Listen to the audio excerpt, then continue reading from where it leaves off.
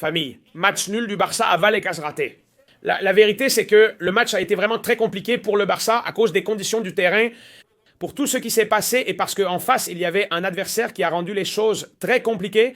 Le Rayo Vallecano, un Barça qui a eu beaucoup de mal à conclure le match et cela l'a finalement pénalisé. Ira, quand tu pardonnes, tu le paies. Et le Barça l'a fait. Le Barça a payé, exactement. Bonsoir à tous ceux qui nous écoutent depuis chez eux et je voulais vous dire que, bon, au final, si vous n'avez pas pu voir le match, on vous raconte que le Rayo, c'est vrai, a su profiter du peu qu'il a eu. Le Barça a raté plus d'une, plus de deux, et je dirais même plus de 3 occasions qu'on ne peut pas se permettre de rater.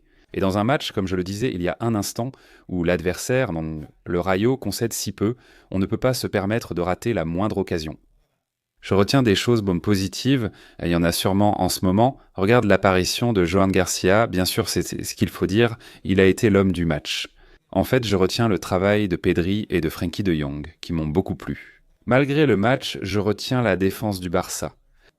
La paire de défenseurs centraux. La paire de défenseurs latéraux m'a vraiment plu, je te le dis. Malgré le nul, comme je le dis, on ne tire pas toujours du positif de chaque match, n'est-ce pas ? De celui-ci, je retiens que cette paire fonctionne très bien. Honnêtement, oui, ils ont bien joué, mais manqué de chance devant le but. Au final, les choses ne se passent pas toujours comme prévu. C'est ça le football? Ce n'est que le début. Après 3 journées, le Barça est toujours 4e. Nous allons te la montrer à l'écran à nouveau pour que les gens puissent voir comment se présente le classement. Pourquoi? Parce que c'est comme ça. Le Madrid est leader avec l'Athletic Club, 9 points. Villarreal est 3e avec 7. Le Barça 4e avec 7. Et maintenant, nous sommes en Ligue des Champions pour l'instant. Et il reste, comme je le dis, un monde. Il est trop tôt pour en parler. Mais Madrid n'a pas failli, ayant eu jusqu'ici des adversaires faciles. Le Barça, lui, fait match nul aujourd'hui sur un terrain difficile.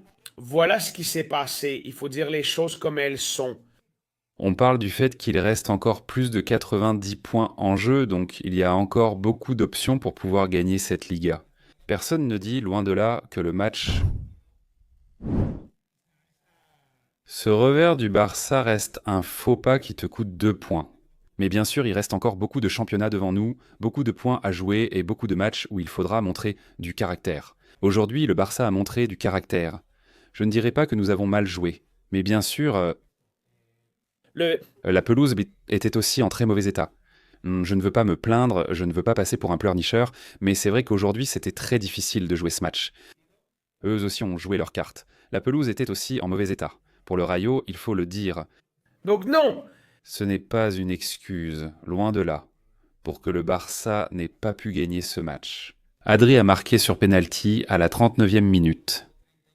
Un penalty qui, pour toi, a été... Controversé, disent-ils. Ça a été clair ou pas? Ça a été clair pour moi? Penalty clair. Pour Yamal, certains disent de non, d'autres oui, mais pour moi c'était penalty. Parce qu'il y a une image de DAZN où on voit clairement qu'il lui déplace la jambe à Yamal. Lorsqu'il y a contact et que le joueur tombe, il n'y a pas grand-chose à ajouter. Soit tu es très madridista, soit tu ne veux tout simplement pas le voir. C'est tout, c'est très simple, il n'y a rien de plus. Dès lors, le Barça a aussi fini la première mi-temps en attaquant beaucoup. Nous avons eu quelques occasions importantes pour partir avec un score de 0-2, mais... Dani Olmo en a eu 2 très nettes. Dani Olmo, oui, il a... eu 2 occasions très franches, Dani Olmo, et au final, il n'a pas pu marquer. À la 67e minute, sur un corner fatal, où le Barça a oublié Fran Pérez, est arrivé le but du Rayo qui nous a fait mal. Ça nous a vraiment fait mal, car dès ce moment, le Barça n'a cessé d'essayer. Oui, on a essayé. Le Rayo a aussi gagné en confiance et eu des occasions importantes. Sans Johan Garcia, ce serait une débâcle. Oui, parce que Jorge de Frutos en rate une, un face-à-face incroyable, qui aurait pu faire 2-1 pour le Rayo. Exactement. Et que Johan Garcia. Je pense qu'il a montré aujourd'hui pourquoi on l'a recruté. Qu'est-ce que... Nous l'avons recruté et les chiffres le prouvent. Il a été gardien aujourd'hui. Je pense qu'il a réalisé 5 ou 6 arrêts décisifs, empêchant de vrais buts, pas seulement des tirs hors cadre ou en corner. Ce gardien a permis au Barça de repartir aujourd'hui avec au moins 1 point. Effectivement, le Barça a joué avec Johan Garcia dans les buts et Koundé de retour à son poste de latéral droit.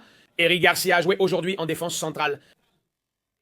À la place d'Araujo qui était resté sur le banc et Kubarsi n'a pas joué non plus et il a fait un grand match. Andreas Christensen était à gauche, sur le côté il y avait Alejandro Valde et à l'intérieur, comme Ira l'a bien dit. Grand match de Pedri et de Frenkie de Jong à la base du milieu de terrain. En première mi-temps, Dani Olmo a été titulaire. ce qui personnellement ne nous a pas plu, et je pense que cela s'est encore vu.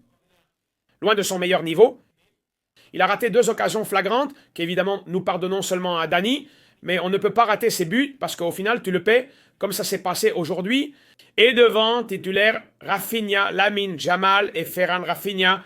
Il a aussi été un peu maladroit, mais personne ne peut remettre en question tout ce qu'il a travaillé et tout ce qu'il a créé.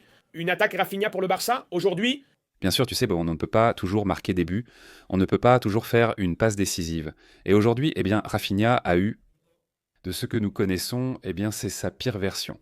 Parce que non, je veux dire, mais il a été maladroit, il a été imprécis. imprécis.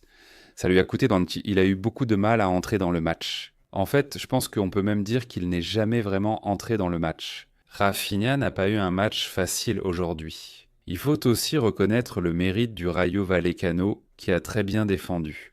Le Rayo. L'équipe de Ñuco Pérez a fait preuve de courage et a pressé fort devant. La sortie de balle du Barça, qui d'ailleurs à de nombreuses reprises s'est fait voler le ballon, mais dans l'ensemble, le Barça a été victorieux. Il faut normalement louer la sortie de balle d'Eric Garcia et de Kirtensen, avec Frenkie qui rentre à l'intérieur entre les défenseurs centraux. Cela a beaucoup aidé à libérer cet homme dans des situations complexes pour ressortir en jouant. Un chiffre marquant, comme lors du match d'Adri, la possession était de 44% pour El Rayo et 56% pour le Barça. Très équilibré, très... Équilibré, trop même.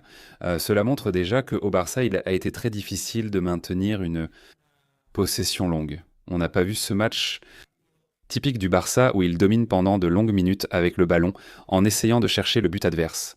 Aujourd'hui, ça n'a pas été le cas. Que ce soit le Rayo, je l'ai déjà fait il y a un moment. C'est-à-dire, ils essaient de jouer au football, ils essaient de prendre le ballon au Barça, ce qui est aussi appréciable. Bien sûr, on n'aime pas les équipes qui se replient en défense et renoncent au football. J'aime qu'il y ait une équipe comme le Rayo qui aujourd'hui a mis beaucoup d'envie dans le match et qui a vraiment essayé. Ils ont pris un point. C'est une récompense pour eux, un fiasco pour le Barça, mais parce que il faut perdre le moins de points possible. Et c'est vrai que c'est un terrain, c'est la 3e journée qu'on a déjà passée, et tant mieux, parce que c'est un terrain qui nous coûte toujours énormément. Sur les 4 derniers matchs, nous avons eu une victoire, une défaite et 2 nuls. Merci. 2 défaites, enfin non, 2 matchs nuls, pardon. 2 matchs nuls, une victoire, une défaite et 2 matchs nuls. Effectivement, c'est un peu le bilan entre le Rayo et le Barça à Vallecas, terrain très compliqué. Je le répète, ce n'est ni une plainte ni une excuse, mais l'état de la pelouse, évidemment, a joué en faveur du Rayo aujourd'hui. Clairement, parce que le Barça, en voyant la possession du ballon et la façon dont le match s'est déroulé, on a pu constater que le Barça n'a pas été à l'aise. Parce qu'il était impossible d'enchaîner 4 passes d'affilée. Les contrôles, c'était difficile à cause des rebonds du ballon. Dans de nombreux aspects du jeu. Cela ne profite ni au Rayo, ni au Barça, ni au spectacle, ni à personne. C'est la Liga de Tebas, c'est ainsi aujourd'hui. On repart avec un point. On continue. On continue à travailler. La Ligue des Champions commence aussi dans une semaine et je pense que nous devons retrouver le chemin de la victoire. Dès maintenant. Nous rappelons que le week-end prochain, il n'y aura pas de Liga, car l'Espagne joue pendant la trêve internationale. 2 matchs, puis retour contre Valence au Camp Nou, espérons, famille. Nous pourrons revenir, nous. On s'en va, famille, merci beaucoup pour le soutien. Like et abonne-toi, Barça aujourd'hui, Barça toujours. Ciao, ciao, ciao, famille.